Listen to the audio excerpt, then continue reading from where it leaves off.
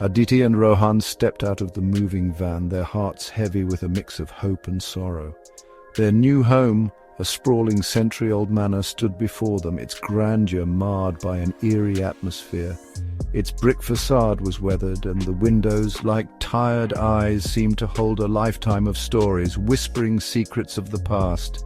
They had lost their unborn child in a tragic accident, leaving behind a void that echoed in their hearts, a sorrow that seemed to seep into the very walls of the house. Clutching Rohan's hand. Rohan, do you think we can find peace here? It's beautiful, isn't it? Despite everything, it has a certain charm, he said, his voice a balm on the silence that hung heavy between them, trying to soothe the unease that lingered. As they crossed the threshold, Aditi felt a shiver crawl down her spine, a sense of foreboding that she couldn't shake off. The house felt heavy, burdened with unseen baggage, as if it carried the weight of countless untold stories. Dust motes danced in the weak rays of sunlight that filtered through the grimy windows, adding to the sense of neglect and abandonment. Aditi ran a hand along the cold, damp wall, her fingers tracing the outline of peeling wallpaper, feeling the history embedded in its layers.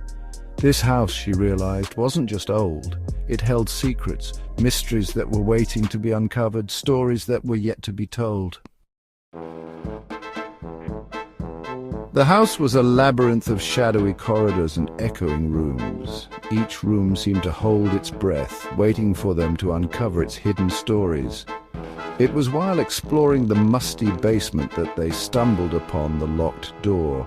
It was tucked away beneath the old wooden staircase, almost concealed by the shadows. The paint on the door was a sickly yellow, peeling and cracked, and a heavy padlock held it shut. That's odd, Rohan murmured, his hand hovering over the padlock. The real estate agent had warned them about the locked room. Just an old storage room, best left undisturbed. What do you think's in there?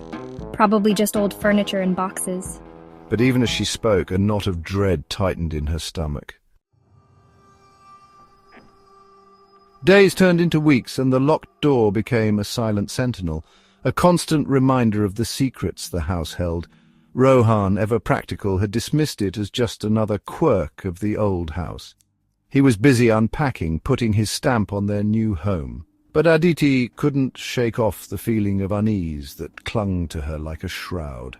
At night, she would lie awake, listening to the house settle around them. One evening, as Rohan pottered about in the garden, Aditi found herself drawn to the basement. A strange compulsion, a morbid curiosity, drew her towards the locked door. The air around the door felt heavy, charged with an unseen energy. Aditi reached out a trembling hand and touched the cold, rough wood of the door. The key was cold and heavy in Rohan's hand. He had found it tucked away in an old drawer, hidden amongst a jumble of forgotten things. It was a simple, old-fashioned key, its brass surface tarnished with age. Aditi, look what I found. Despite her misgivings, Aditi couldn't help but feel a flicker of anticipation. Together they made their way down to the basement. The air felt thick and heavy, charged with an unspoken tension. Rohan inserted the key into the lock, the metal groaning in protest. With a heavy thud, the padlock sprang open. The door creaked open, revealing a small, dusty room. The walls were covered in strange drawings, a chaotic jumble of symbols and figures that made no sense. The drawings were crude, childlike in their execution, yet they held a strange power, as if they were trying to tell a story long forgotten. The figures in the drawings were grotesque, their limbs elongated and twisted, their faces contorted in expressions of anguish and fear. It was as if the walls themselves were alive, capturing the essence of torment. The room was sparsely furnished, containing only a small three-legged stool and a wooden table with a scattering of objects. Dust covered everything, hinting at years of neglect and abandonment. Aditi felt a cold shiver run down her spine, the kind that makes every hair on your body stand on end. The air in the room was heavy, oppressive, as if an unseen presence had been disturbed. It felt like the house was breathing, each exhale a whisper of its haunted past. What is this place? It feels like it's alive. I don't know, but it feels like it's watching us. As they stepped further into the room, Aditi felt a cold spot beneath her feet, as if she had stepped into a pool of icy water. A chill wind seemed to whip past her ear, carrying with it the faintest whisper of a voice, almost like a distant echo. She spun around, her heart pounding in her chest, but there was nothing there. The silence was deafening, amplifying her fear. Did you hear that? It sounded like a whisper. Rohan, ever the pragmatist, attributed the strange noises and eerie feelings to the house's age and history. He believed that every creak and groan was just the house settling, a natural consequence of its old age. It's an old house, Aditi. It's bound to have a few creaks and groans. There's nothing to worry about, he reassured her, trying to mask his own unease. He picked up the journal, its leather cover cold and slightly damp beneath his fingers. The texture was unsettling, almost as if it had absorbed the house's eerie atmosphere. The pages were filled with spidery handwriting, the ink faded with time. Each word seemed to whisper secrets of the past, secrets that were meant to stay hidden. The language was archaic, difficult to decipher, but as Rohan skimmed through the pages, he could make out words like spirits and rituals. These words sent a chill down his spine, making him question his earlier dismissals.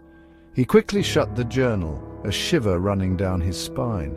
The weight of the book felt heavier now, as if it carried the burden of the house's dark history.